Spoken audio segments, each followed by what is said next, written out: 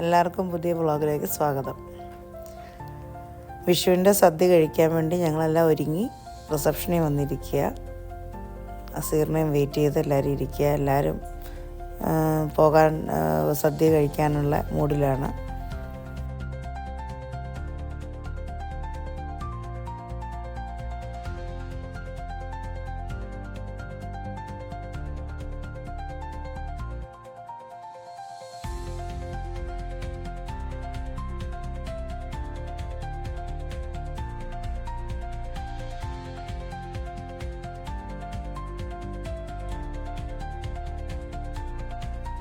സന താവണിയൊക്കെ എടുത്ത് റെഡിയായി ഇരിപ്പുണ്ട്.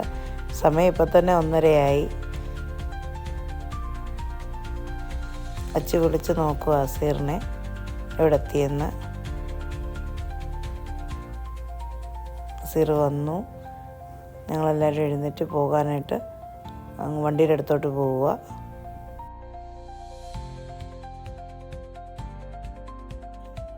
ക്ലൈമറ്റ് നല്ല ചൂടായി തുടങ്ങിയിട്ടുണ്ട്. നല്ല ചൂടുണ്ട്. ഞങ്ങളെല്ലാവരും നടന്ന് വണ്ടിയുടെ അടുത്തോട്ട് പോവുക. വണ്ടി കയറി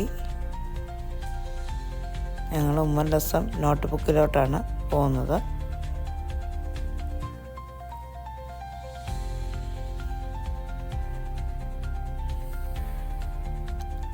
സെൽഫിയൊക്കെ എടുത്ത് വണ്ടിക്കകത്തിന് സെൽഫിയൊക്കെ എടുത്താണ് ഞങ്ങൾ പോകുന്നത്.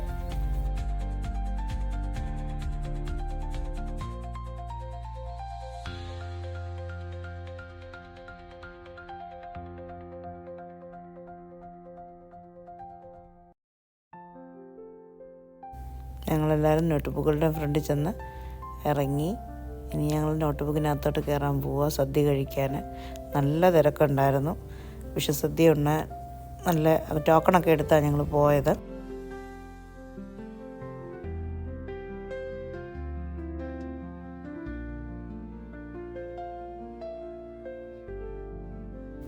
ഞങ്ങൾ ചെന്നപ്പോഴത്തേക്ക് അവരിലേക്ക് ഇട്ട് ഞങ്ങൾക്ക് സദ്യയൊക്കെയുള്ള കറികളെല്ലാം വിളമ്പി അവർ സെറ്റ് ചെയ്ത് വെച്ചേക്കായിരുന്നു. ഞങ്ങൾ ബുക്ക് ചെയ്തിട്ടാണ് പോയത്. ഞങ്ങൾ ചെന്ന് കഴിഞ്ഞ് ചോറ് വിളമ്പിയത് ഇലക്കകത്ത് കറിയെല്ലാം വിളമ്പി റെഡിയാക്കി വെച്ചിരിക്കുകയായിരുന്നു. ഗ്ലാസ്സിൽ പായസം, 2 തരം പായസം, രസം, മോര് എല്ലാം ഗ്ലാസ്സിൽ സെറ്റ് ചെയ്ത് വെച്ചിട്ടുണ്ടായിരുന്നു.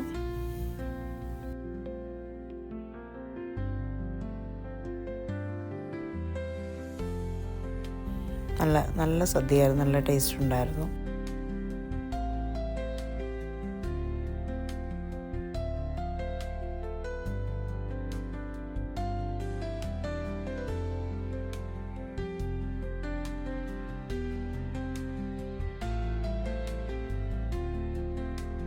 എല്ലാവരും നല്ലപോലെ കഴിച്ചു. വയറ് നിറച്ച് സദ്യ കഴിച്ചു. നല്ല ടേസ്റ്റ് ഉണ്ടായിരുന്നു.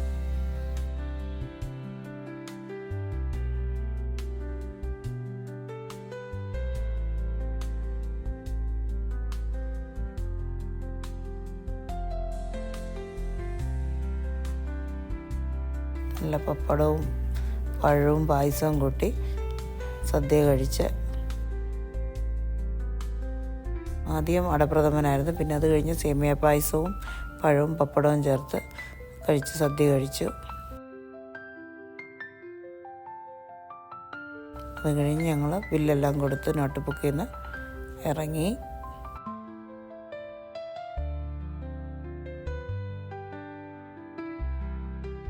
അവിടെ വെച്ച് സനയുടെ ഒരു ഫ്രണ്ടിനെ കണ്ടു. അവനുമായിട്ട് കുറേ നേരം സംസാരിച്ചു. അത് കഴിഞ്ഞ് അവൻ തിരിച്ചു പോയി. ഞങ്ങളെല്ലാവരും പോയി വണ്ടിയിലും കയറാനായിട്ട് ഞങ്ങൾ റോഡ് ക്രോസ് ചെയ്ത് വണ്ടിയിൽ കയറി തിരിച്ച് വീട്ടിൽ പോയി. എല്ലാവർക്കും ഞങ്ങളുടെ വക ഹാപ്പി വിഷു. Thank you.